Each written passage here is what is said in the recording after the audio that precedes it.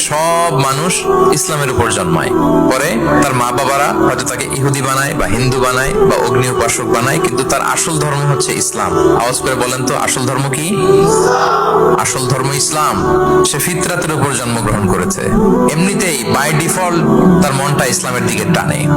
মেরাজের রাতে রাসূল সাল্লাল্লাহু আলাইহি ওয়াসাল্লামকে দুইটা পেয়ালা দেয়া হয়েছে। তিনি বললেন, উতি চুবি ইনা আইন, আমাকে জিব্রাইল আলাইহিস সালাম দুইটা বাটি দিল বা পেয়ালা দিল। ফি আহাদিহিমা লাবান ওয়া ফিল আখারি খামর, এর একটার মধ্যে ছিল দুধ আর একটা মদ। আমি দেখতে পাচ্ছিলাম না কোনটাই কি। আমাকে যখন দেয়া হলো ফা আখাযতুল লাবান, আমি দুধের বাটি নিলাম।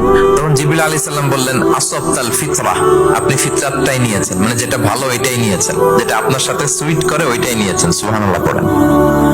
এই পৃথিবীতে যা কিছু ভালো, যা কিছু কল্যাণকর, যা কিছু আমাদের সাথে খাপ খায়, সুইট করে, সহজে সুইটেবল হয়, এটাই ফিতরাত। এটাই কি?